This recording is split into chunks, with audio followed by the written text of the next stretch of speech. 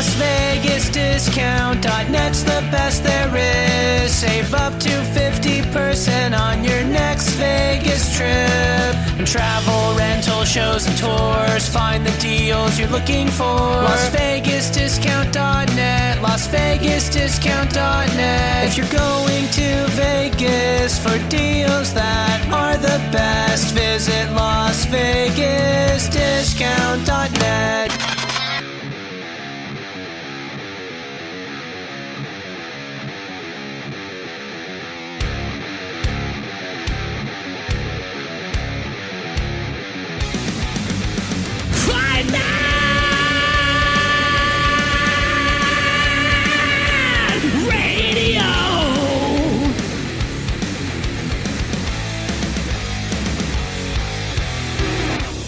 FightNetRadio.com with Andrew and Lee, talking boxing, combat, sports, comedy, football, and everything kick-ass. All on FightNetRadio.com. Fight Net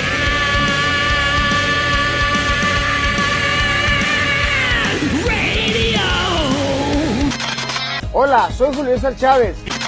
That's lights out, baby. Lights out all day. This is Sugar Ray Leonard, and you listen to Fight Net Radio. I mean, this is ridiculous. It's a radio show. It ain't a one-hour television spectacular. Everyone in this room is now dumber for having listened to it. We gon' know. I got eyes and ears everywhere. I got friends all over the world, man. Who gives a shit with White? He's a piece of crap. G'day, Fight Net Radio fans. This is your wonder from down under, the Southern Hemisphere and European sweet science correspondent Sam Navagiro from the Exceptional People podcast. This week I've been force-fed the shit sandwich fight card covering the future legends of Nur Sultan at the Baris Arena, Kazakhstan. First up, proudly streamed on ESPN+, WBC bantamweight champion Nordine Ubali defended his title, destroying the WBC's number 15th ranked opponent Arthur Villanueva by 6-round stoppage in the showcase fight of the night. The two-time French Olympian had too much power for his Filipino opponent, also known as King Arthur or El Matador. The Frenchman, showing the same defensive plan in his fight as former lightweight champion Ray Boom Boom Mancini, the boxer with the best fight moniker ever, will have to drastically reconsider his game plan if he is to challenge the current WBA champion Naoya Inoue for his title later this year.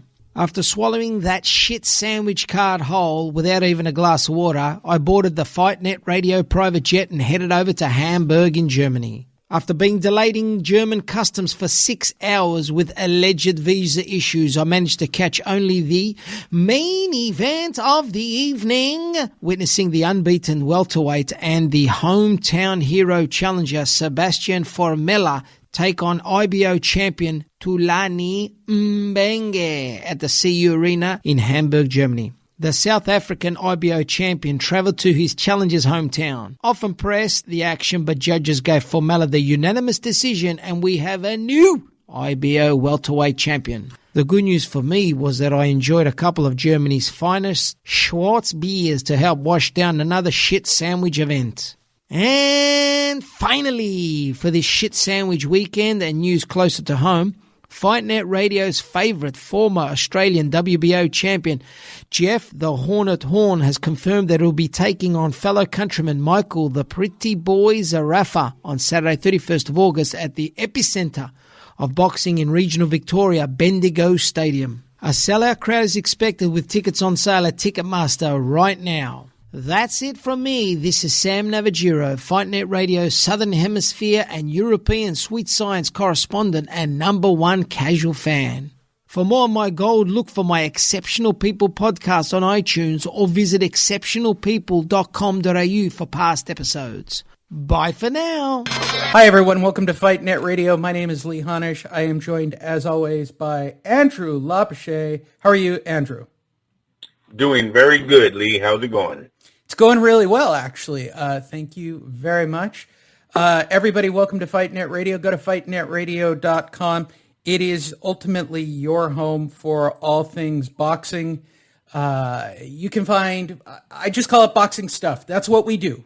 I will explain the format of the show. Andrew is a writer, journalist, and passionate fan. My name is Lee Honish, and I am the most cynical man in boxing ever created. I want to be entertained. I want great fights. Andrew, what is your goal, Andrew? What do you want out of boxing, right? Has your wife ever tried that with you? What do you want out of this relationship? No. You've been together so long, you're past that point.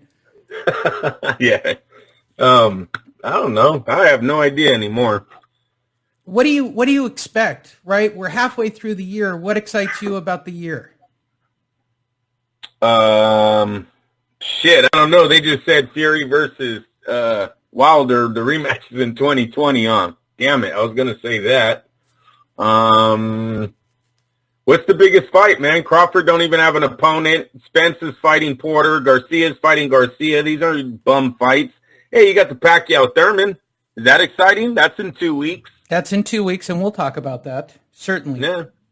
We got that fight coming up, so that's kind of exciting. Lomachenko, I believe the deal's done with Luke Campbell. Don't know if it's happening. You got Fury, Wilder versus Ortiz. There's a curveball. There's the rematch that might be happening. No one really knows. It was announced, and it kind of got forgotten about when we seen what Ruiz did to Joshua. It looked like the PBC all of a sudden didn't want to risk the potential pay-per-view showdowns with Fury, so they might pull the fight. But if that fight goes off, I guess you have that'd be an interesting rematch. Ortiz did have Wilder hurt in the last fight. Wilder has been in negotiations with Fury, what seems like for years now. So he might not even be thinking about Ortiz when they get in the ring. So that's about where we're at, Lee. A 52-year-old versus Deontay Wilder. Okay, so then why are we investing so much energy, right, Well, we're waiting for into 20 hours of boxing per week?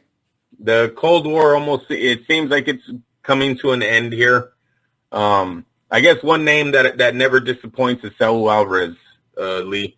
We got him coming up with an announcement on his opponent.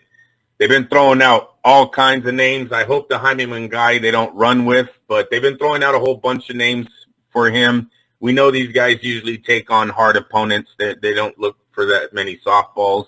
So we got Alvarez coming up at the end of the year. Hopefully he can save it for us. Yeah. Right. Yeah, it's not too exciting. Lee, we have to have these down moments, though, right? Because they build fights. No, bro. Oh, bullshit. No, bro. Bullshit. Exclude the PBC. They all hide behind Heyman's skirt. We get it. The PBC is an entertainment show. That's what they do. They like having fights to entertain people. They're not looking for legacies. They're not looking to unify.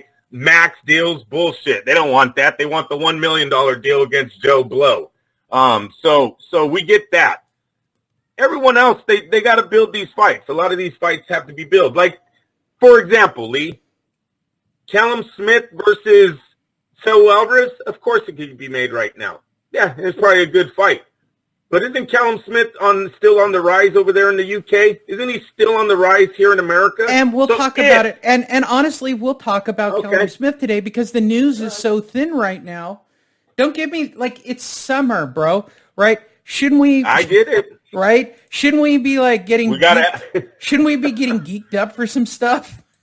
I think it's Thurman Pacquiao, right? That's the summer block. But look, it might be Pacquiao's return. Lee, he all of a sudden, he's the favorite now.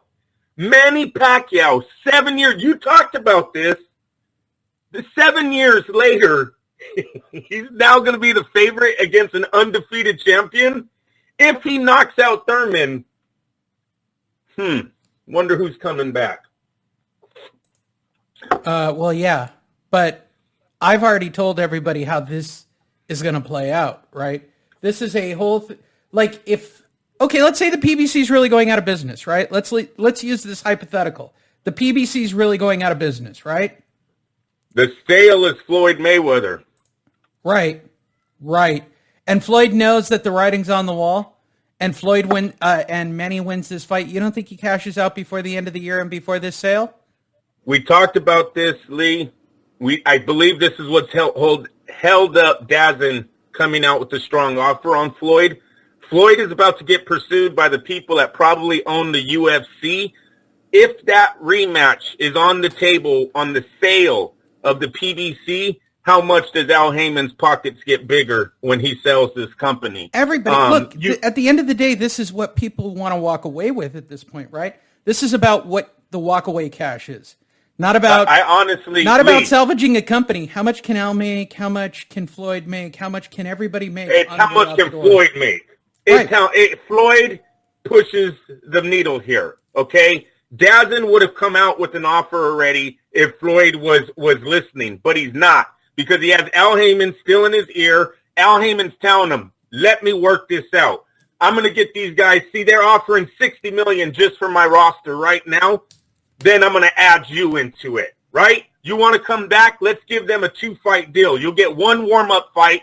Manny will get a warm-up fight. Maybe you guys do it on the same card. Maybe you don't. Maybe they double end the deal and put you on 2 separate pay-per-views and they make double the money.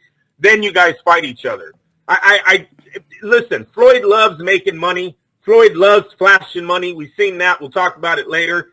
This is the only thing I think is held up Floyd's return is the sale of the PBC behind closed doors. And no one's really talking about it. Yeah, I think there's something to that. I don't think that sentence is that crazy. No, sir. No, sir. That's a big part of it. Hey, Lee, that's a big addition to the house, correct? You're in real estate. House. What is Floyd like? Say you have a regular house, and then you bring a guy like Floyd, a fixture like Floyd Mayweather, into the picture. Tell me how much that went up. Oh yeah, no doubt. And you give Manny Pacquiao a knockout victory over Kieth fucking Thurman? Are you serious? All of a sudden, Las Vegas has this guy the favorite? Where did that come from? Where did it come from? We sat here and told you guys he was 7 years past his prime. Damn it the hell, he was not in his prime when he fought Floyd Mayweather in 2015. And now he's the favorite against the new generation? Oh, shit. Here comes the man. Pack-tards are coming back, Lee. So what you're saying is Netflix has it wrong?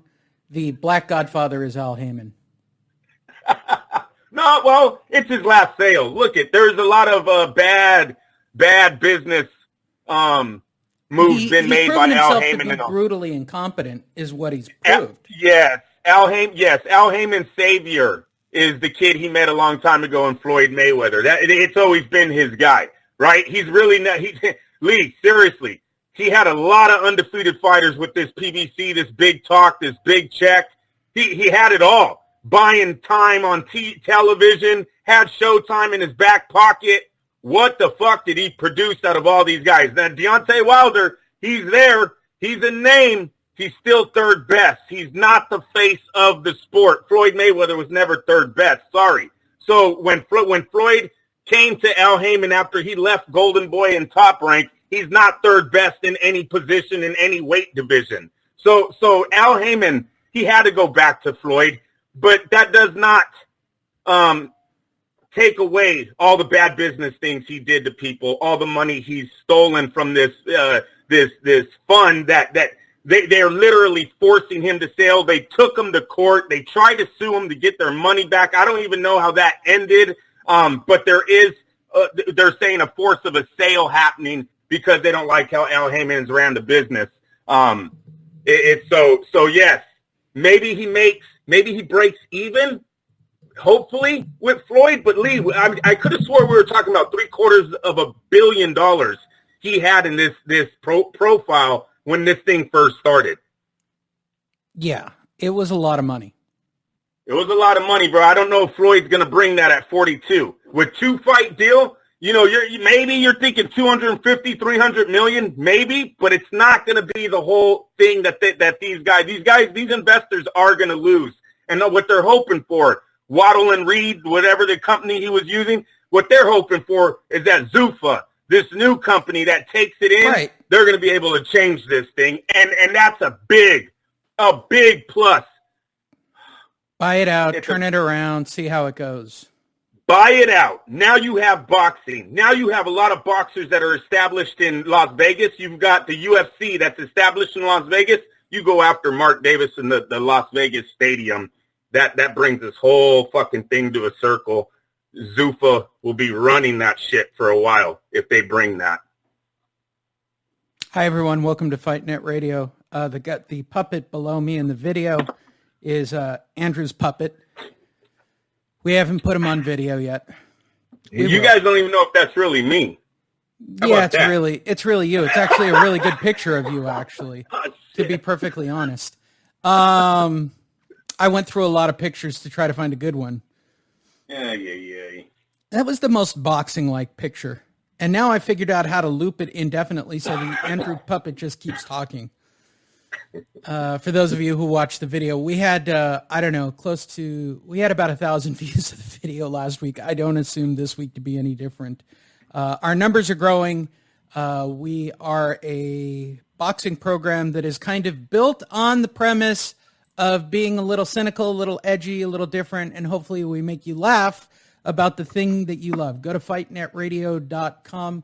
Also, please check out our sponsors first. Go to Airbnb55 before they shut down and take back their website name. You can get a $55 credit for your first trip. They're going to win. Whatever. Also, go to LasVegasDiscount.net. We're only a couple of weeks away from Thurman versus Pacquiao, and we're going to talk about it in just a second. You need to book your hotel stay. Go to LasVegasDiscount.net or go to Airbnb55. Either way, you're going to save a little bit of cash going to Vegas. Also, shout out to Sam Navajero.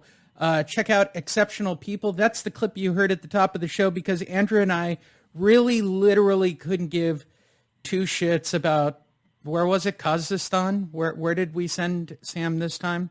Is that okay? Yeah. I heard Billy Joe Saunders took a flight out there. Okay. I haven't listened. Right. I only listened to the clip in post-production. Hey! The women scored, Lee. USA live updates. 1-0. Live updates. Live updates from Andrew. Live updates from him. Sorry. So we work with Sam Navajero. So shout out to Sam and the Exceptional People podcast. All you have to do is type in Exceptional People podcast, and that'll hook you up with his show. He's the guy who does the 2 minutes at the top, who seems to know all the glossary terms for our show. And he is prepared to talk about fights that, trust me when I say this, Andrew and I were never going to watch on ESPN this weekend. So don't just blame us. Don't just blame us. There's a lot that don't watch it. All this is new to us, Lee. All this exposure from other countries and all. Come on, stop it. They were never showing this much boxing back in the day. And I get it. And that's my point. Like, I've consumed literally a metric shit ton of boxing lately, right? Soon we're going to get passed up because, there's some young kid out there that takes it all in, right? He's like, what? You don't know that guy from Indonesia? Like, what? Leave me alone, look, before we started today, I went down to my local 7-Eleven, picked up my $1 coffee. By the way, shout out to 7-Eleven and letting their regulars who have that stupid code get $1 large coffees. And so I was listening to a couple of podcasts on the way back, right? And I was listening to a couple of boxing podcasts. Now, these guys are hip. I mean, the younger guys who do shows are hip about boxing and they know their shit. Like, I know Steve Kim. We've done interviews. I've actually, we were both on the Caleb Plant thing. He's a walking encyclopedia of boxing knowledge, right? But personally, I don't care that much, Andrew. I want Hearns Hagler. Why am I not getting Hearns Hagler? Why am I not getting Triple G against a beast, right? Where they just go in Canelo again. Anybody. Canelo against... And help me understand. Bob Arum was talking to Mikey Garcia. So things are changing, dude.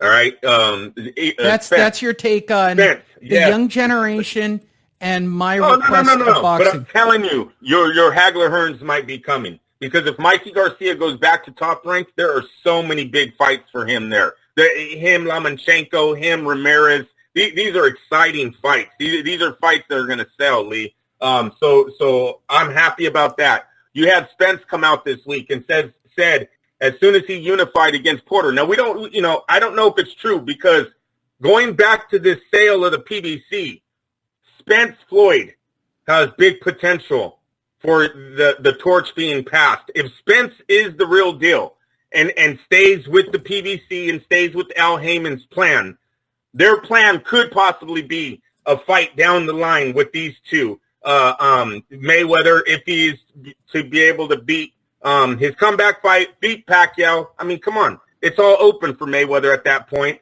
They would have a chance for Spence to actually fight Mayweather, so he might not leave. But with that being said, Spence did say he's willing to talk to Oscar about a Canelo matchup. Well, what a huge fight that would be. Yeah, I guess so. I mean, I'm trying to be optimistic, but my job is not to be optimistic about. My job on this show is to be entertaining and find the entertainment in boxing. Right now, who is the Sugar Ray Leonard of the welterweight division of this era? Who's the Floyd Mayweather of this era for the welterweight division? It's going to be Spence Jr. Look at the top-rated fighters. He's undefeated. He's American, right? It all matches his offense, right? He's got a beautiful offense, speed, defense. So, I'm telling you, if he was to fight Canelo, there's your Hagler versus Hearns or your Duran versus Leonard. I'm dead serious. That Canelo's the best of this generation. Spence is an up-and-comer who's supposed to be the best of this generation. Right now, he's the top American welterweight in the world. You got Terrence Crawford there, but that goes back to that Cold War shit, dude. Terrence Crawford is in no running to fight Canelo Alvarez. That's why he's out of this picture. Terrence Crawford is too small for Saul Alvarez. That's why I cannot talk to him. It would be Eroy Spence going up against Saul Alvarez. There's your Duran versus Leonard. Sorry. No, it's okay. Look, you're passionate. Look, the people who listen to this show want you to be passionate about boxing. But I know they're going to jump on me with, Crawford's better than Spence. And I get that, people, but he's too small. He's not going to middleweight. He's never going to middleweight. You understand me? Possibly junior middleweight just to get a title and coming and bringing his ass right back. He's not that big. It's okay, Andrew. You can be passionate and believe in unicorns. I forgot about Crawford. And I forgot about Crawford. And I could hear everyone jumping on me, so I had to bring it back. No, you just believe in rainbows and sunshines and better days for boxing. Oh, Lee! What the fuck? The PBC is selling, bro. The PBC is selling. Come on, once that is over, we're still not there yet. I don't want to break it to you, but we're still not there yet. All right, bro. This is the long hot summer of apps. I'm entitling this era the long hot summer of apps and bad boxing. You know, every boxing writer that I've asked, Andrew,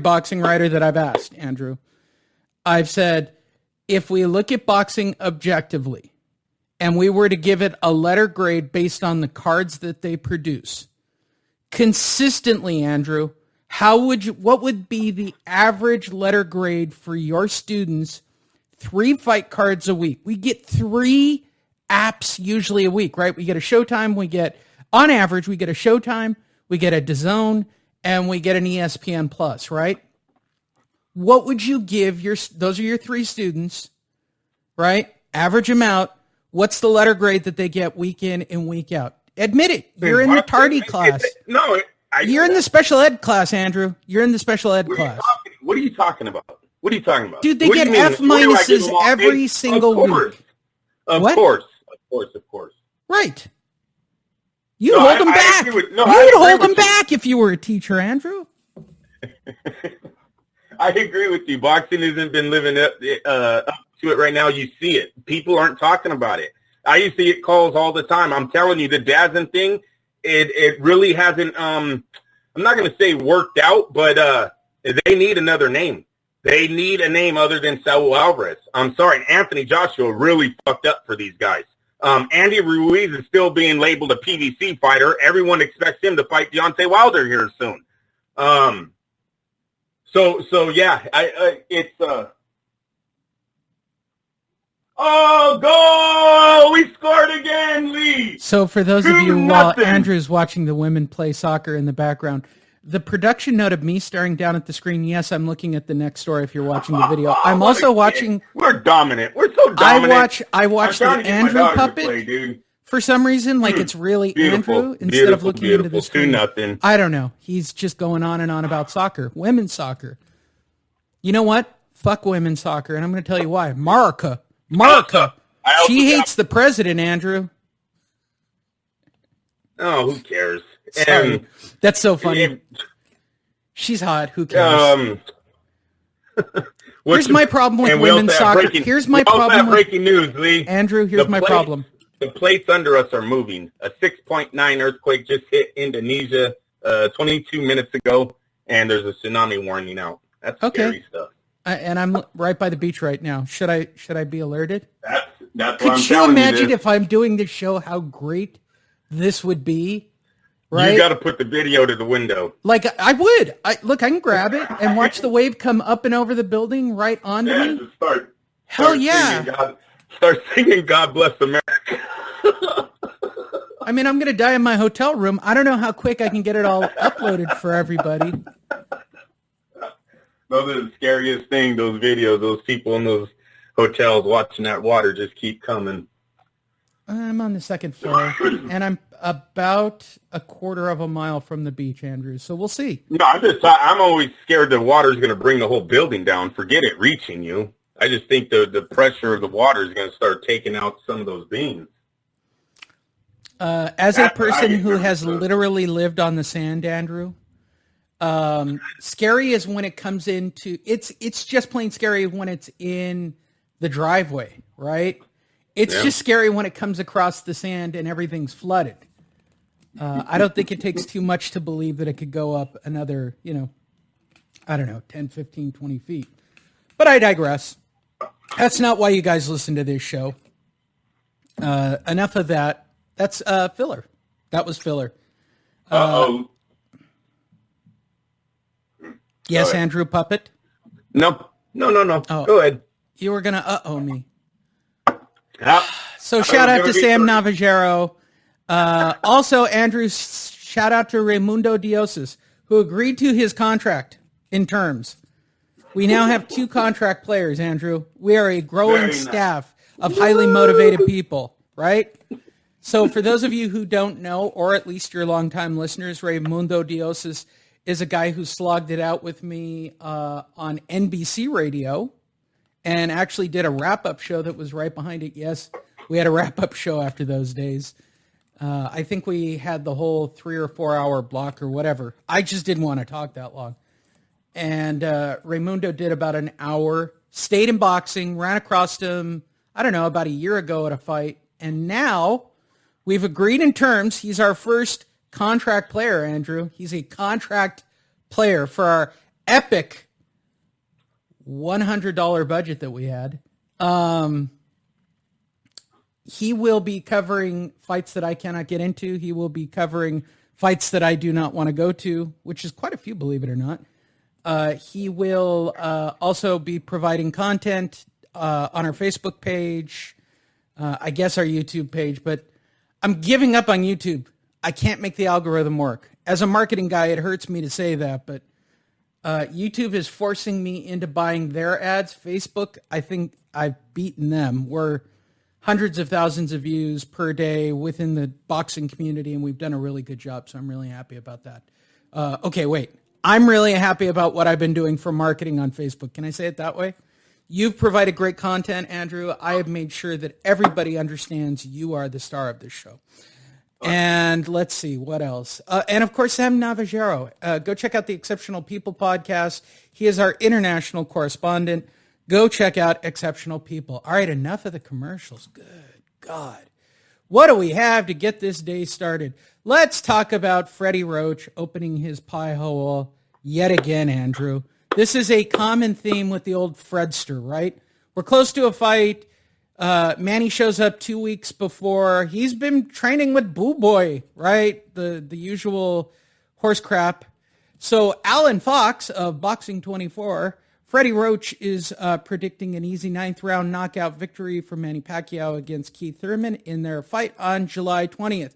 Roach says Thurman previously injured his right hand, isn't the weapon that is used to be before he hurt it 2 years ago. Did I read that correctly, or am I having a stroke?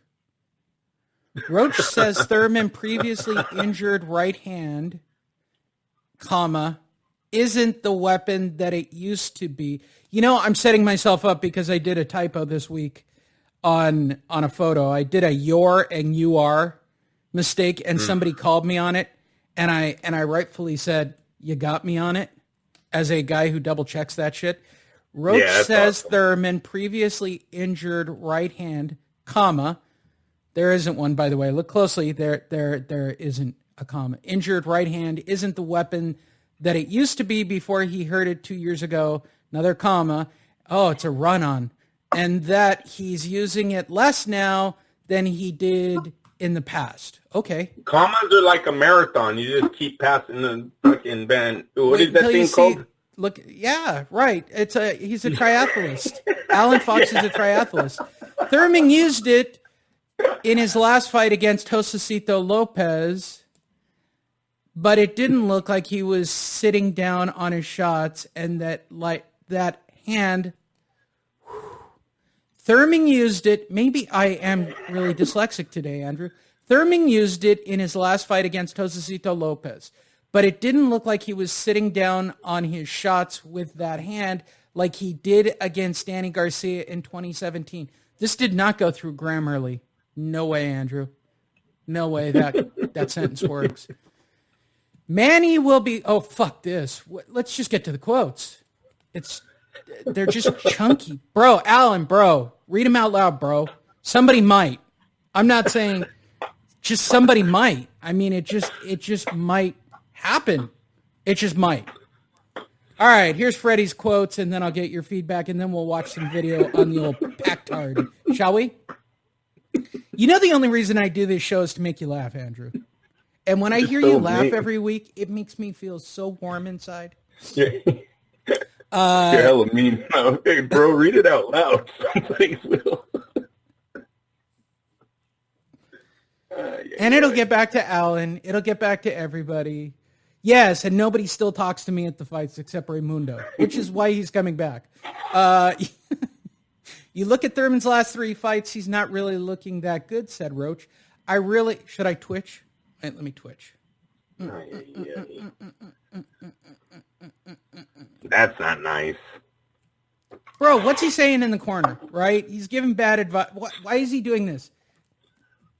I don't want to be a dick, but I'm going to say it. Freddie Roach is cashing checks. No, it's been that way for a while. Right. You look at Thurman's last 3 fights, he's not really looked that good, said Roach. I really wonder about the right hand. He's not using it very much as time goes by. His overhand right. Yeah, I get it. Roach said when asked what punch is Thurman's best in his arsenal, that might be God. All right, Andrew. I guess we can address that first. Is Thurman's right hand gone? Is Freddie watching obvious game tape that the rest of us slept on? Well, look, he stood out of the ring for a long time, 1.5 years, maybe even more. When he came back, he almost got knocked out by Josecito Lopez. Thurman was on the pound-for-pound list before. He's undefeated. He was I'm going to say the leader on the prospect board 2 years ago over Spence. Spence was nowhere near Thurman when Thurman won the titles. So yeah, his right hand, there's a big question mark going in on this fight. Is this the reason why he stood out so long? Because they seen in the gym that his right hand wasn't back. They tried to work on it. When they seen it was never going to be the same, you got to just go for the payout, right? So you come back, you're going to comeback fight with Josecito Lopez, and then you're going to cash out with Manny Pacquiao on a pay-per-view. If Manny does, I don't know how Manny took came out the favorite in this fight, Lee. 2 years ago, he wouldn't have been. I don't want to break the bad news to you. The Filipinos. You think the betting has been so heavy on Manny? Yes. Oh. Yes, I do.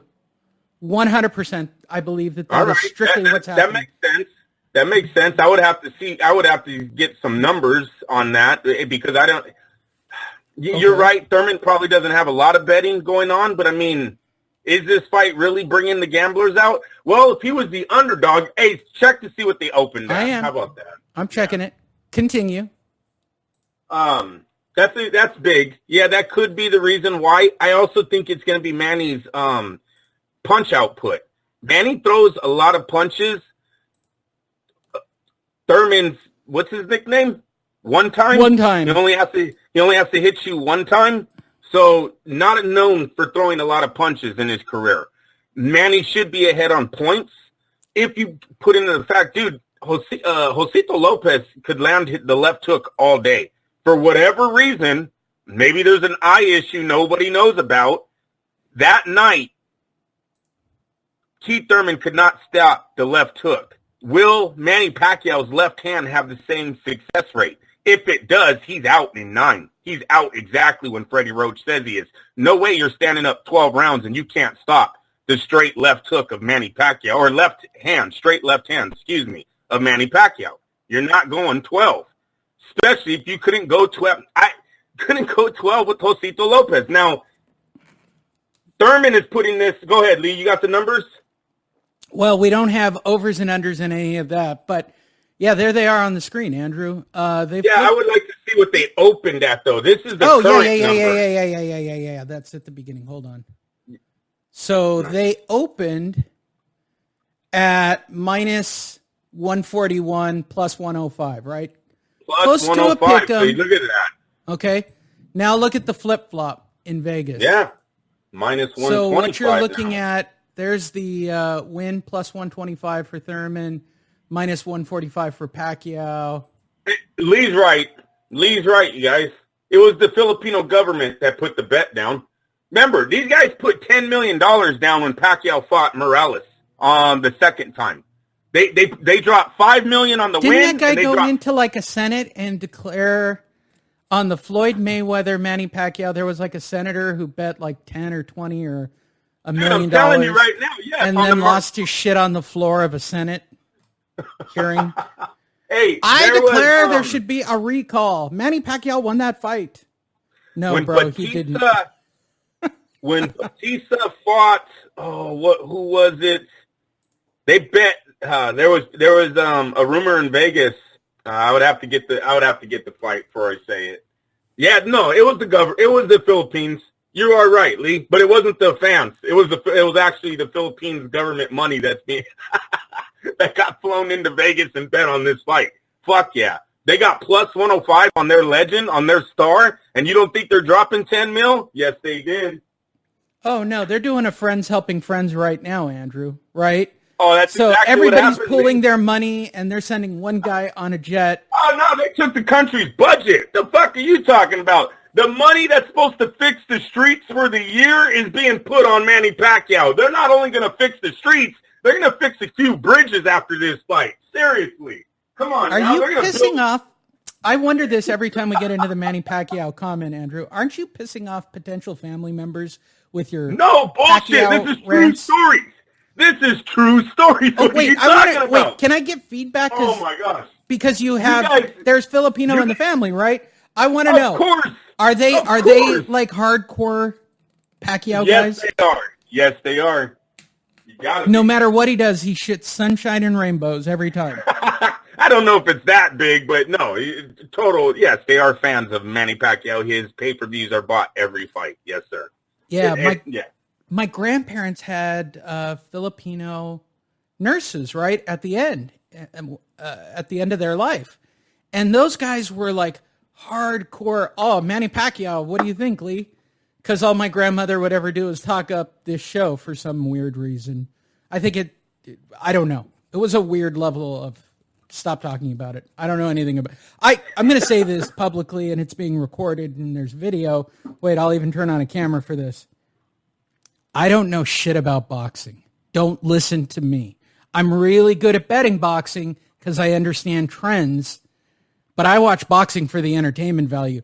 And I'll say it, Andrew, Manny Pacquiao is entertaining AF. I mean, he brings a lot. Like, I get excited around Manny Pacquiao fights. I like going to the Westgate, which is formerly the old Hilton Hotel, right?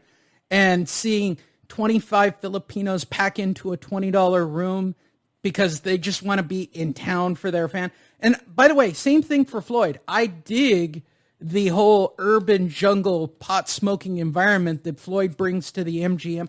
I love it. I love it. I love it. I love it. I love it. That's boxing to me. Everybody's into it. Even if you don't know shit about it, it's entertaining all the way around, Andrew. I'm into it. Now, let's be realistic. He's a 40-year-old man fighting a guy with a broken hand. Let's break it down to its core element. Oh, well. Shall we? Hey, oh, well. That's nothing new in this sport. Well. Yeah, that's nothing new in this sport. Sometimes that's what great matchmakers find out for their fighters, okay? You know, the people that told Floyd that Manny had a bum shoulder, don't let him take the shot, so Floyd denied the fucking shot the night of the fight, that's great matchmaking. You know, hey, I got some information your boy can't see the left hook coming, okay? Paid the doctor to tell me.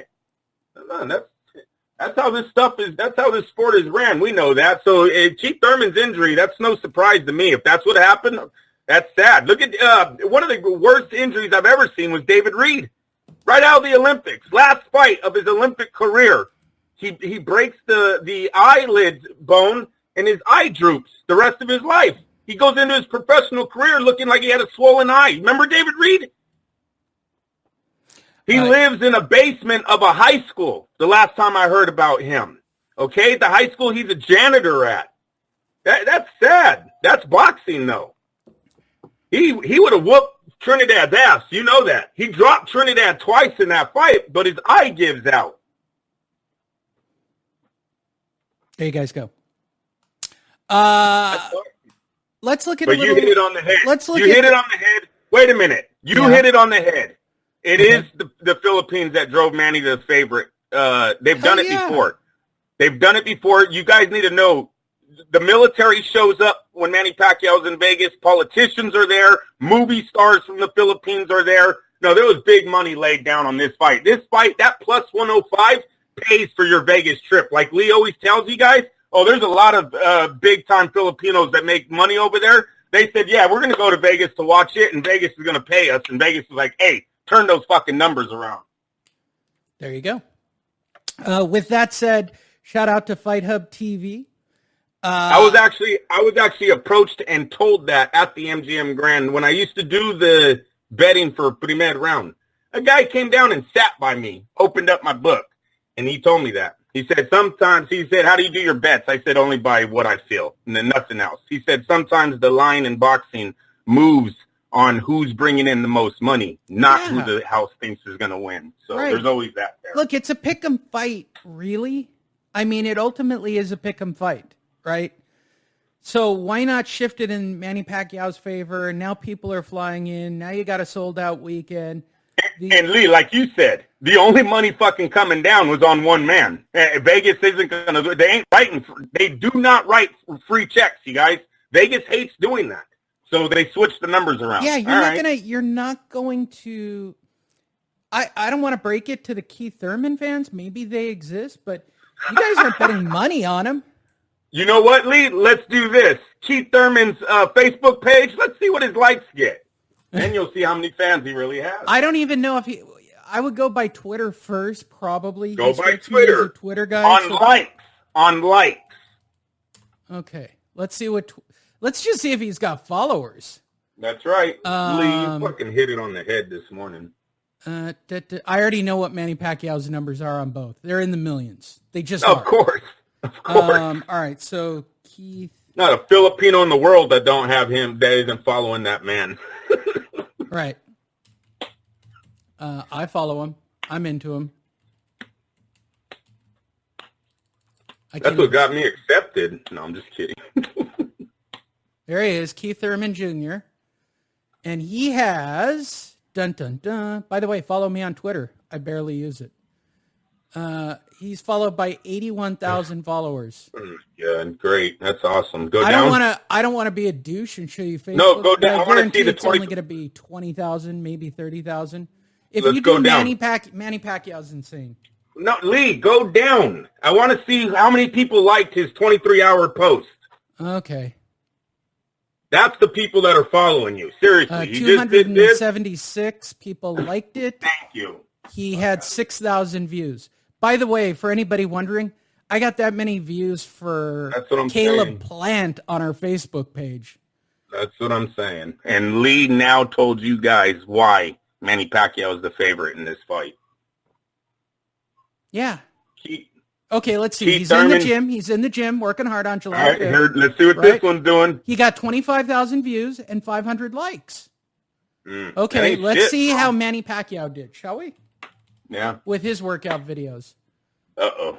Yeah, This is it comes big. right up when you type in the word Manny. What's that tell you already? I think I Well, that's follow a good him stuff. anyway. 2.52 million followers. I think he has more on Facebook. They're a little, they're into that. All right, so his last photo from 21 hours ago got 1,000 likes, 264. Yeah, they're all over it. By the way, that's an airbrushed picture. How are they letting that That's shit not go? even, I would expect a lot That more looks from like a them. painting. Yeah, but that's only 1%. What is that's not even 1%. That's 0.5% of what his numbers are. Yeah, no one cares about this fight. But it's still the government. It's Twitter, bro. I've said this a Well, million go times. to his Facebook. I didn't go to Oh Twitter. no. Twitter. I do it because they're like these guys are on Twitter because it's more important for some reason. I don't want to get into a weird marketing thing about boxing on Twitter, but regular boxing fans aren't on Twitter. They just aren't. They're on I know, Facebook. Twitter sucks balls. All right, so Kieth Thurman, who I don't even think legit. Oh, come on. 91 minutes.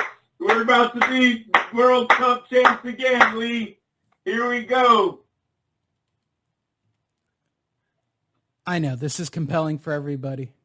Dominating. I don't know what the audio's like for this. If you're listening to this, we apologize. What's Andrew's taking into you the so World long? Cup. What do you want me to What say? is Kieth Thurman. 92. Let's see if Kieth Thurman has an official page even. That's There he is. game, baby. He's got 130,000 likes. I don't know how many people are following him on Facebook. He's got 130,000 people following him on Facebook. He's doing better on Facebook. Manny Pacquiao is 25 million. I already actually know the number. It's something insane. So we'll compare close to apples and apples, right? Here's the countdown on Facebook. Dude, it's got 350 likes, dislikes, whatever. No, I want to know how if many you- people hated it.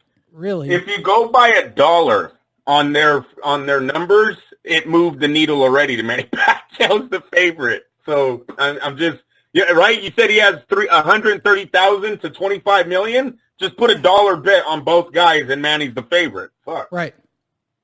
Manny Pacquiao has 12 million people following him on Facebook. There you go, you guys. It's an There you go. insane number. It's an insane number on Facebook. So So by the that's why way, he's the favorite. same photo that had 300 people liking it. I'm going to teach everybody about marketing between Twitter and Facebook right here if you're watching the video. Look closely. 30,000 people liked, That's right. disliked, comment, loved. Twitter had what, 1,000? 500? 500? Yeah. Maybe? 1,000. No, we had 1.6. 1.6. Here's the difference. Boxing fans are on Facebook, you idiots. That's right. That's God right. damn it. I hate explaining myself. Everybody, when I tell them my goal of being the number one platform for boxing on Facebook, and they're like, why? Everybody's on Twitter and Instagram. Okay, boxing fans aren't. Idiot. Look at these numbers. 70,000 people. 70,000 people on Manny Pacquiao's feed. Liking, disliking, commenting, engaging. 30,000. Look at these numbers. Yep. They're not going to be the same on one times. They're not. He doesn't move the needle at all. I mean, and I don't know why that is, other than I know. Hey, go to PBC. Let's go to the PBC site. I want to know what they're doing. Premier has about. They have about 1 million people following him, I think. No, 595. I'm wrong. I follow him. I follow him. They hire someone. No, I try. Go down there. Let's see what their likes are. Yesterday for the Keith Thurman Pacquiao. Let's see who's promoting this thing heavier. Is it Manny himself? Okay, or there's is their it the top PBC? post, right? Premier Boxing, 2 weeks away. 558 likes. So at the end of the day, this is about Manny Pacquiao. Manny had 30,000 people, 70,000 in the company he works for. The fuck is that shit? Yeah. Oh, come on. He moves the needle. All right, let's move towards Manny. What Manny actually looks like, Andrew. Give me your feedback on the old Paxter getting ready for the fight. You've been looking at the video. Got a little bit of video for you guys to look at here. What do you think of the? What is he? Is he an octogenarian? I guess he's not. He's not 80. What is he? He's 40. Andrew? Yeah, he's 40. Yes, he's 40 years old. He was always hittable, right, with the right hand. That used to be Thurman's biggest weapon. And I believe that's why they had this fight close before the betting started. There is an opportunity. If Thurman has anything left in this right hand, he can land it on Pacquiao. Look, I had Matisse a heavy underdog. I put money on Lucas Matisse, because of his right hand. Now, he was blind going into the fight and could never actually land a punch because Manny's too fucking fast and throws 1,000 punches. So that never worked out, but that doesn't mean that the right hand isn't there for Thurman. So Manny has to watch out for the right hand, like he's had to his whole career. Marquez 4 times, Mayweather, Matisse, all of them have tried to land the right hand. Some have succeeded, some have not. Throw your 1,000 punches, you win the fight. You know that's what Freddie's preaching. Stay away, box. Stay away from the right hand. Throw your combinations. You win this fight. The PBC actually needs him to win. I'm dead serious. I think we played out the blueprint, you guys. These things are in the works right now. And that Manny versus Floyd rematch that Floyd's been throwing, Lee's been pushing down our throats for fucking 5 years, it's on the verge of happening. Seriously. And if he gets his knockout win 2 weeks from now, I think Floyd's going to be ringside. He's going to be hit. You're going to see Floyd's eyes light up with money signs, Lee. Dead serious. I completely agree. That's the direction that it's happening. It's all playing out. If I'm Keith Thurman, I'm fucking pretty nervous right now about these scorecards. Hey, we've seen the Wilder Fury fight. We've seen the PBC can fix some shit. They really can. If I'm Keith Thurman, I'm nervous about Manny Pacquiao and Floyd rematch, Mayweather's rematch looming over this fight. And look, if I'm Keith Thurman, in my mind, I've got $ about possible Floyd too, right? So he needs a knockout. Lee, we just looked at the numbers. No one knows. And tell me, the Filipinos aren't backing Keith Thurman after the Pacquiao fight. Right. Does this fight attract the casual boxing fans of America that will go, hey, who's this Thurman guy? We hope. We don't know if they might be all Filipino Americans that buy this thing, and that's not getting outside of that Manny Pacquiao's market. And I don't see them going, oh, man, Keith Thurman's so good, I want to watch his next fight. Pacquiao fans really never been like that. We didn't see Juan Manuel Marquez as his nemesis, right? That's his arch rival right there. That's the guy that made Manny's career. Nobody bought Mayweather, Marquez versus Bradley. Marquez versus Diaz. You know what I'm saying? Marquez versus who's Cassidy? Who's the little white kid from Australia? No one bought these fights, right? So I don't know if his fans will ultimately switch over to Keith Thurman fans if Keith Thurman is to win this fight. And we got to know if the casual fans of America are tuning in. We won't know that until the numbers come back. Right now, I'm leaning towards no because no one's talking about it. It might be in the Filipino circle. It might be in the Manny Pacquiao circles. But outside of that, that's a lot of nobody's fans, talking about bro. this fight. It's very... Once again, I got to go back to what I just said, though. Marquez should have millions of pay-per-view buys for the wars that he put on with Manny, the respect that he got from Manny Pacquiao fans and those 4 fights that he did with them. And you've really never seen Marquez turn into a pay-per-view star. I'm with you. Moving forward, our next story, because we didn't spend enough time on Manny Pacquiao in the first hour of this show. Did you see the Teofimo Lopez video this week, Andrew? Yes, I did. So Teofimo Lopez was dropped and body slammed during a crazy sparring session. This video emerged this past week.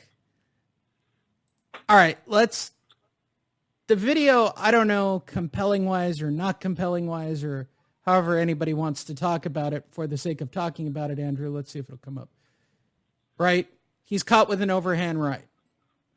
And it came out this past week. That's Lopez being dropped there. Right. And I'm not exactly sure what caused the video to come out because it's his father, right, who responded to it? Yes. That the video itself was when the kid was 15 years old. Here it is. The video out there was of my son when he was 15 years old and sparring with this bum who's 20 pounds bigger, where he gets hit with a flash knockdown. What is the point of this video? Like, why would it circulate right now? This kid Figueroa is the one who got fame off of this. Teofimo Lopez is already known in the boxing world. So he's the one that did this to try to get, his name out there, and it worked. He's now being talked about on Fight Net Radio. He does look a lot bigger than Lopez, and the flash knockdown is only a piece of the sparring match. Look, but once again, to all you young fans, sparring doesn't matter. No one gave a fuck about sparring tape back in the days. This is for the trainers. This is for the fighters. Nowadays, we have to watch sparring tapes because it's all over the line. Oh, did you see when he sparred this guy, when this guy said... it's just, it's for extra clicks. Clickbait is what I call it, but it's sparring. Half the time, the guys that are the best fighters in the world don't even take this shit serious. Maybe if it's on fight time, if they're preparing for a major bout, you might see them going hard, but most of the time, it's training. They're breaking a sweat. They're getting loose. You know what I mean? Like, don't put too much into sparring, you guys. Clickbait. That's what I call it. No, Teofimo Lopez comes back and puts hands on this kid. He starts like a 4 or 5 punch combo. Then this Figueroa kid gets upset and body slams him. That's the part he didn't show. Oh, you have that one too? No, let's see if they have it. Yeah, no, they don't. So that's the part this Figueroa kid isn't showing, is at the end of this sparring tape, it was actually him getting beat up, and his way out of it was by, picking up Lopez, a 15-year-old boy, and body slamming him. There you go. The inside story on all of that.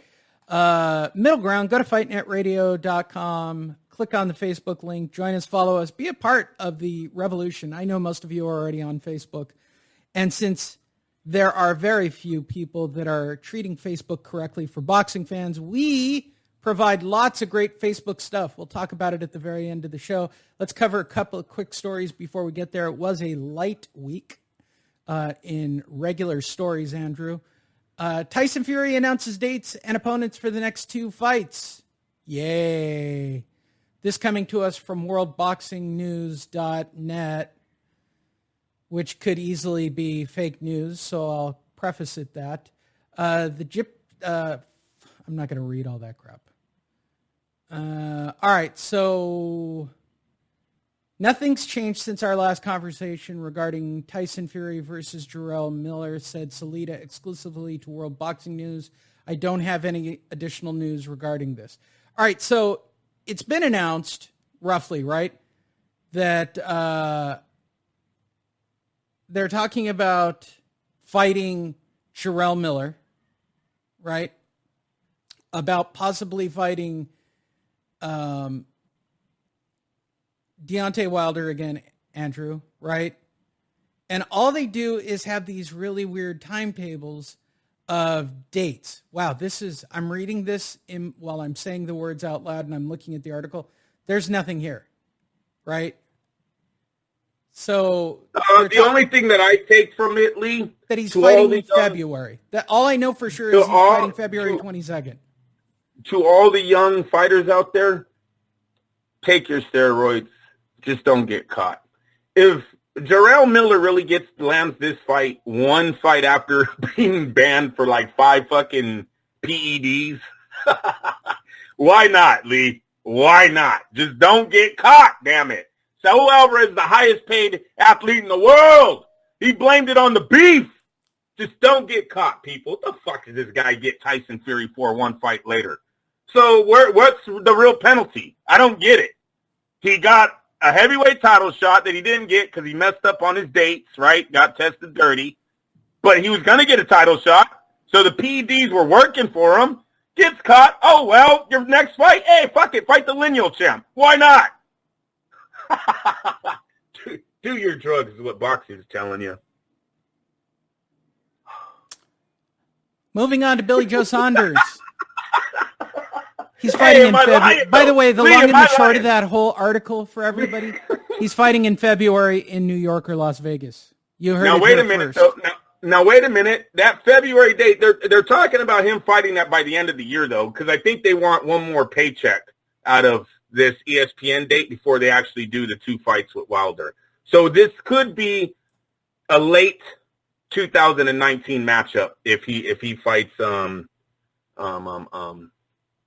Miller. Okay. Ugh. I don't get it. Just fight Deontay and get it over with, so we can move forward. They got to stretch that one out until they know what's going on with Ruiz and Ortiz. Another big look at Ruiz has 3 fights he has to do with Eddie Hearn. That's what was in the contract when he signed to fight Joshua. So this is going to be a second fight with Eddie Hearn. That leaves one more fight after the Joshua rematch that we think is going to happen. It's supposed to already be on contract. I don't know why we're having all this talk. You got Deontay Wilder out here saying he might fight Ruiz next. That's big for the PBC, Lee. If Andy Ruiz, who's still under Al Heyman, if Al Heyman can somehow get Ruiz back on the PBC roster as the heavyweight, undefeated or no, he'd have one loss on, yeah. But the undisputed heavyweight champ, pretty big. You got Wilder, you got Ruiz. You possibly have Pacquiao-Floyd rematch all in this package deal. That'd be pretty huge. Well, you certainly make it more appealing for potential buyers, certainly. Yeah, you almost want to pull out of the Joshua rematch. Fake an injury. Do something. Sell this fucking team. Sell the team while you got both heavyweight champs and a potential billion-dollar fight. Seriously. Yes, I'm about to do a Billy Joe Saunders story. And it's not crack related. So the biggest news of the week is Billy Joe Saunders trying to get Callum Smith. This went on for the past week during the vacation week, Andrew.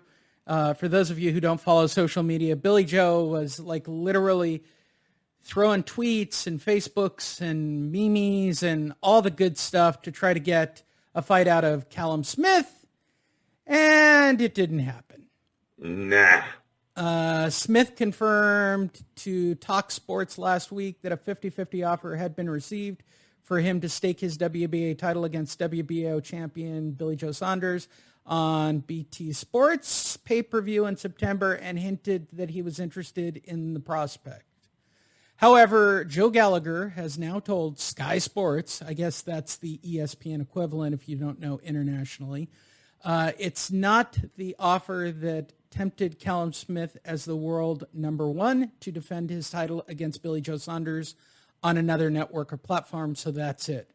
Me and Callum have already agreed that it's not enough. The money's not enough. If they're genuine and deadly serious that they want to entice the number 1 in the world at 168 in a unification with Billy Joe Saunders, then you have to pay for the right money for the quality of the fighter. I can't believe Callum Smith is afraid of Billy Crack Sanders. Oh, no, there a lot of people are. Hey, the guy is legit in boxing. Good boxer, Lee. Very difficult parties fight. Like a rock star, I'll say that. Hey, it doesn't matter. He might have the mentality to do that.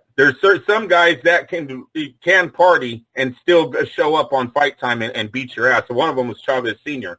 Oh, there was stories of that man in Vegas nights before his fight. Now, sometimes he's fighting bums, don't get me wrong, but when you're showing up at 5 a.m. drunk, right, you usually don't have a good work day the next day, and no, the guy was knocking people out. So some guys just can do it. This is a bad fight for Callum Smith. We just talked about Callum Smith possibly fighting the richest man in boxing as of right now until Floyd decides what he's doing. But as of right now, the guy that moves the needle in boxing is Saul Alvarez, not the difficult Billy Joe Sanders. So, no, you pass on this fight. Nope.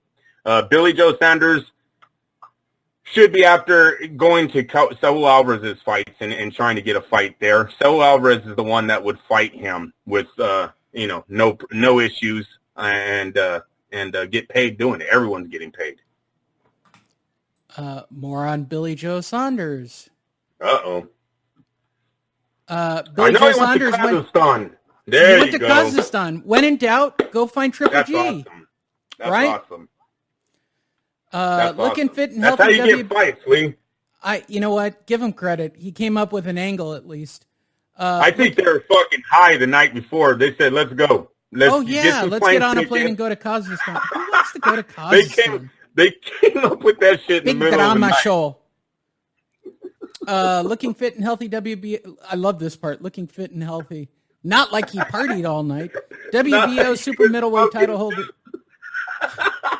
WBO super middleweight champion Billy Joe Saunders made a trip to Kazakhstan for today's MTK Global Show, and after the Ubali Villanueva fight, appeared in the ring to call out Gennady Golovkin for a fight later this year. I want to fight their man Golovkin here. He's a great champion. He's a brilliant fighter. I'd love the opportunity to fight him in his hometown, Saunders said. Damn, he even said in his hometown. He's throwing it all in there. One hand behind your back? How about that? Tie one hand behind your back, and you fight him in Kazakhstan, and you'll get the fight. I'm going to sit down with my management and my promoter and go out there. I'm available, and I'd love to fight here. Golovkin, I'm calling you out in your home country. I'd like to... You know he's in Santa Monica, right? Does anybody know that he's in Santa Monica? California? U.S. of A. America. He was talking at the cutout. There was a cutout of Triple G at this fight event. Oh, my God. Golovkin, I'm calling you out in your home country, even though you're not here. I'd like to give the fans the fight they deserve, me and Golovkin. All right, Andrew. Share with me your feelings about Billy Joe Saunders versus Gennady Golovkin. It's a good fight. It's a fight that Golovkin would look at because Gennady's all man too, and he's also 35, so I think he's looking for the biggest deals right now. And with Golden Boy and Saul Alvarez looking like they're not interested in Triple G yet, he might look at a Billy Joe Saunders fight. It makes good money. Maybe Frank Warren throws in a little extra cash for Triple G and gets him to sign this. With that being said, if Triple G is going to play it safely, there's two easier fights, and that's Demetrius Andrade and Jermall Charlo. Two undefeated champions also in the division, middleweight division, but those are opponents that Triple G can look at too. So Billy Joe Saunders he's the dark horse. He's the guy that no one wants to fight, right? Because everyone's scared he might beat him, and they never make that big payday with Saul Alvarez. Gennady Golovkin's a good pursuit for Billy Joe, though, because Gennady's man. He'll man up and fight him. If the money's right and you fight him in Kazakhstan like he's asking, that's a potential showdown. That's a good fight. Okay, there you go. Let it not be said that we don't do anything international. Turning now to our Facebook page and a few of the videos that made news this week on our site. Just go to fight.net.radio or just type in FightNet Radio into your search bar. Wind up on our Facebook page. Click like and follow. We'd appreciate it. Top videos of the week, Andrew. Floyd Mayweather in the Instagram. Let's just start right there. I only put this up about a day ago, but why not talk about Floyd and his I'm Still Here video that he posted Oh, pretty. Right? He's like a model. Look at that. He should model jewelry. Stop showing off his own. I don't even know what to say about Floyd anymore. Like, if we leave him alone for too long, he winds up making these, look at all the stuff I've got. Here's $1 million cash. You know they don't let people out of the bank with $1 million cash. Here's a Gucci bag that I will never use in public. I don't even know what this is. I think he will. I absolutely do. Floyd's kind of weird, man. I don't know. And he's a guy that doesn't need to be drunk to be wearing purses. That's the knock on Floyd. All right. But let me tell you this. This is not impressive, Lee. When you were worth $250 million, it is not impressive that you have $1 million in your house. I'm not. You know what I'm impressed by when you're worth $250 million? Making yourself a billionaire. You know, making yourself a multi-billionaire. Like, stop it with the little boy shit, dude. You're fucking 42 years old. Who cares that you have $1 million when you're Floyd Mayweather, who is making $180 million per fight? Nobody cares.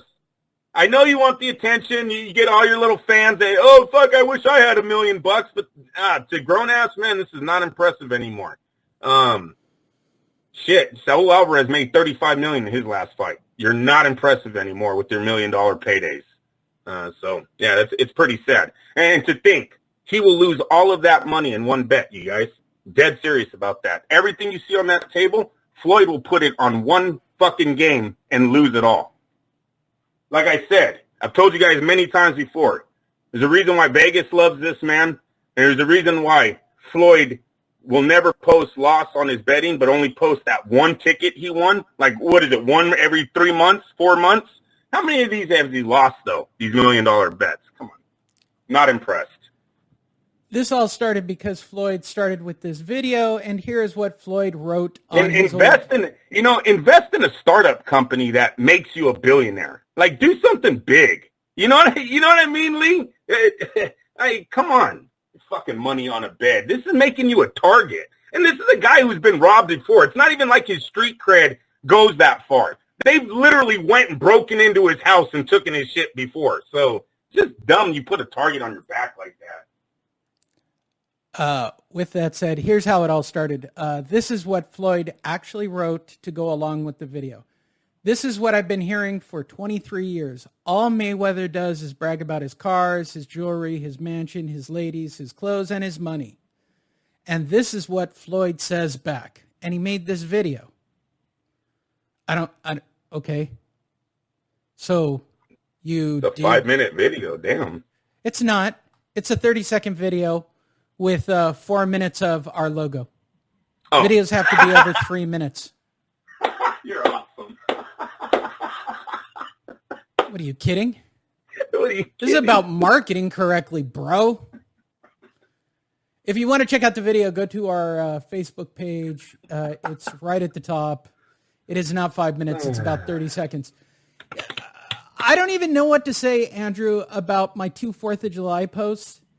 Clearly, people were way more into the dog pooping than of my Adrian Broner, Deontay Wilder rap video, which I thought was just stellar. Go check those out. The Mike Tyson video. Last week's episode is still available to watch as a video.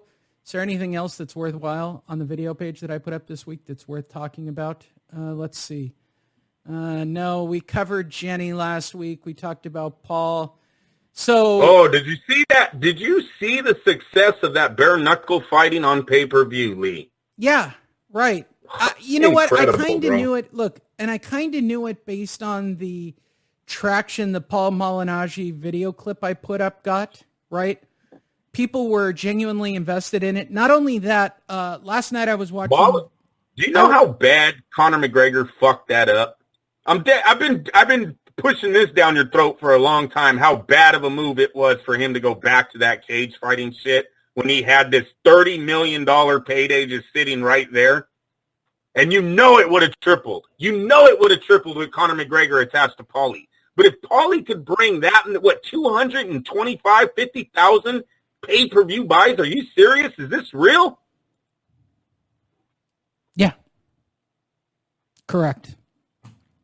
But let me tell you the gap that it's created, right? Because of bare knuckle. So I knew it from the way people responded to watching the press conference literally a week after the fight. People were into it. The other thing that I found interesting, I was watching the UFC last night, but I didn't listen to their audio broadcast. I did a fight companion. Shout out to Vato Studios out of, where are they? They're over, where are the Diaz brothers? Stockton. They're in Stockton.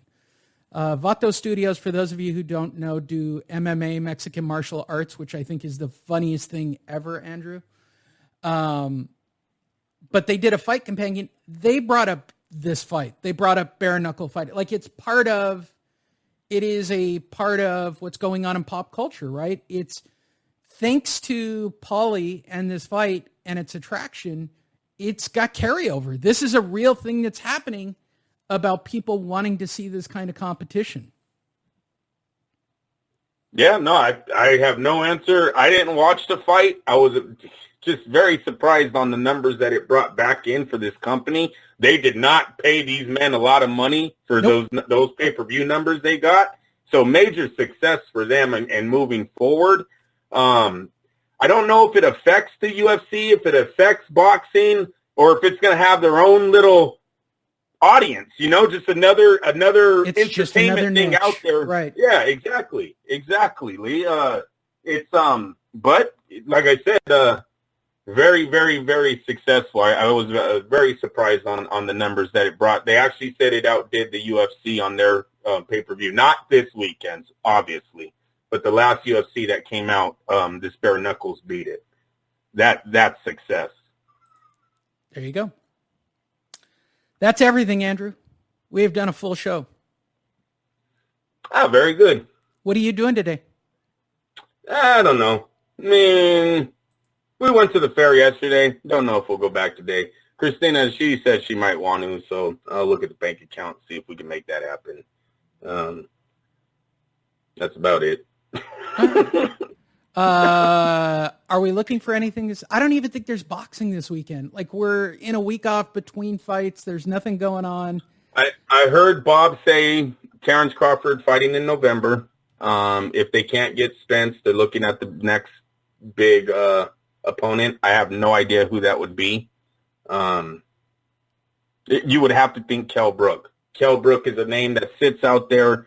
Terrence has went over the pond before the fight. Had success doing it, won his first title over there. So I would think it would be Kell Brook in the UK somewhere. But who knows? Maybe Bob Arum says, no, screw it, we're going to fight him in Nebraska. So that I don't know, but that's out there. I think it's big news that Mikey Garcia has come out publicly and said that he was talking to Bob Arum about a potential fight with him again, working with Top Rank again. Big news for Bob Arum if he's able to steal Mikey back from the PVC. So it actually, in my opinion, Lee, major bust for Mikey going over there, right? Yeah, he would have no doubt about it. He would have been a star if he would have stuck with Top Rank. He would have went into that Lomachenko, the face of that Lomachenko fight. I believe the face of boxing. Mexicans run the sport here in the United States.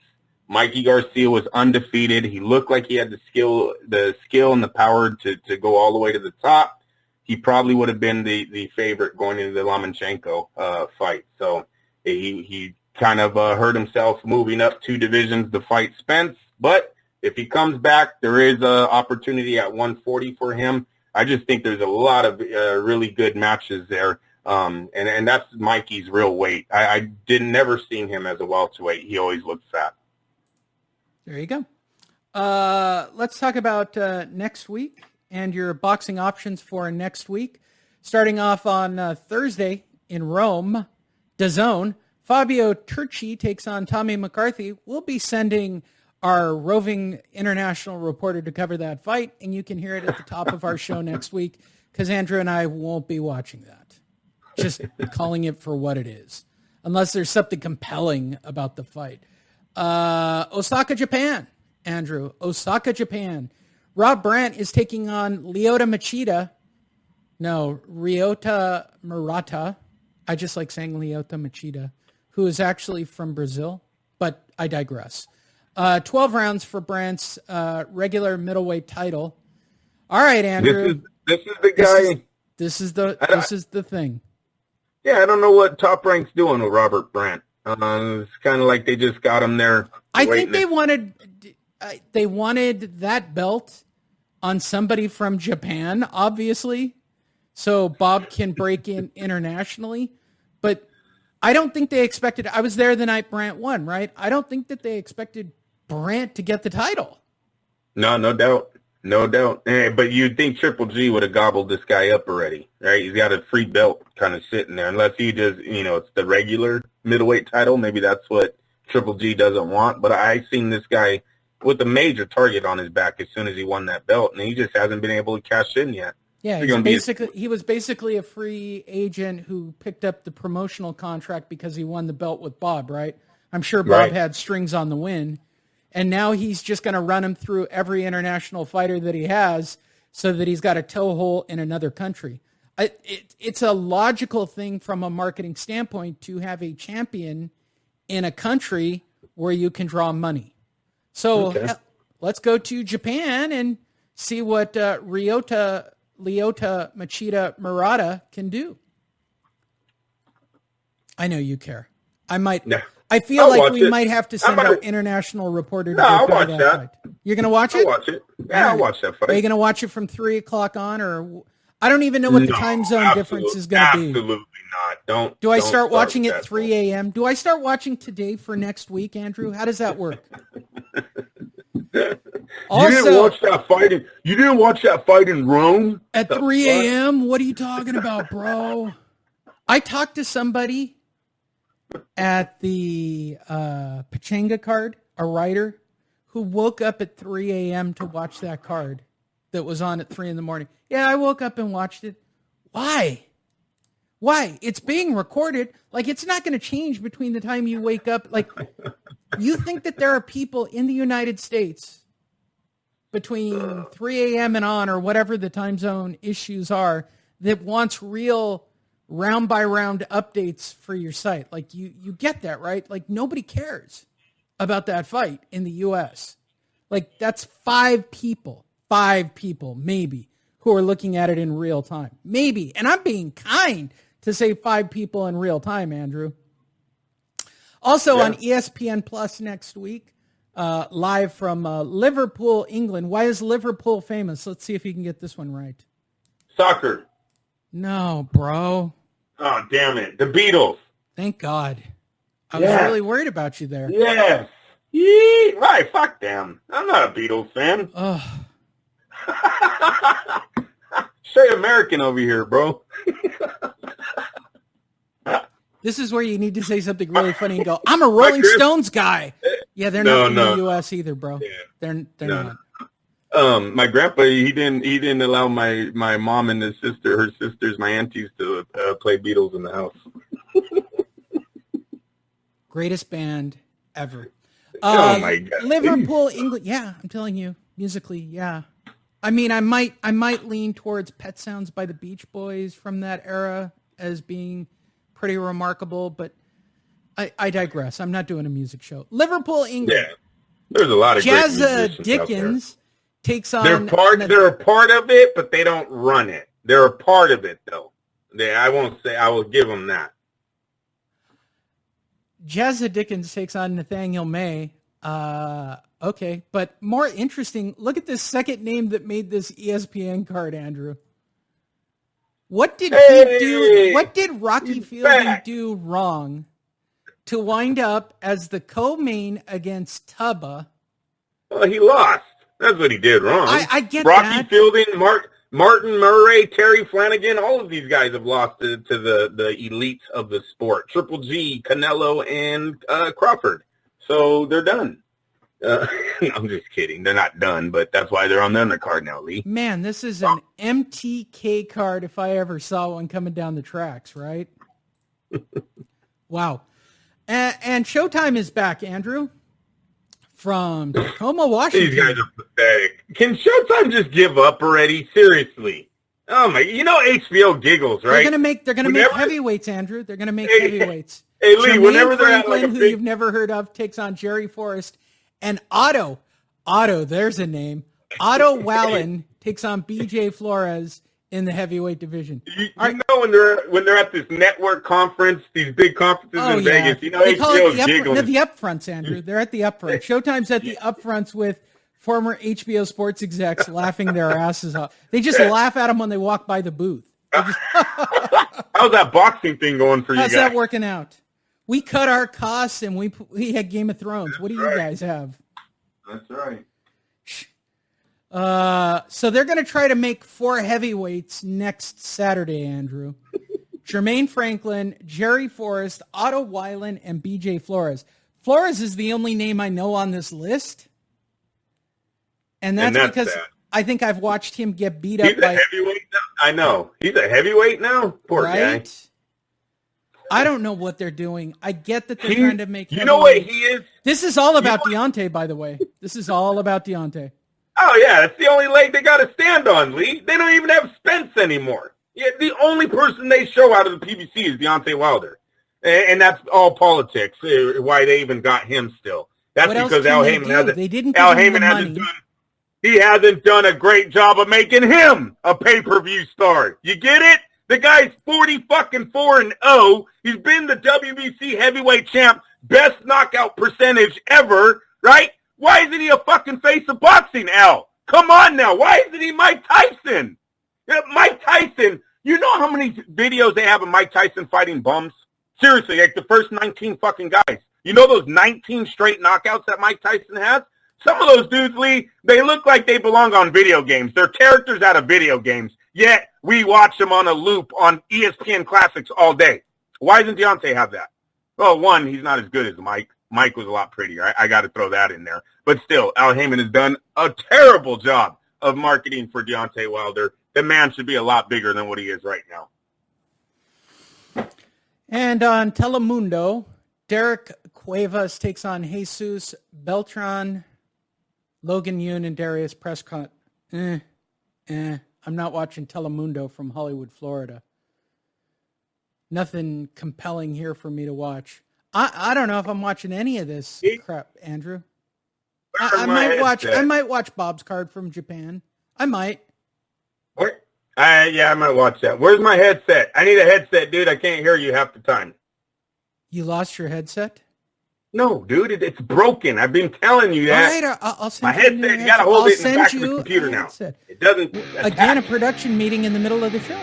I can't hear you. Are you talking right now? I can't even hear. I don't even know. Damn it.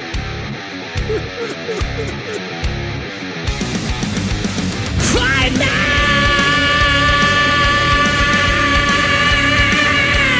Radio.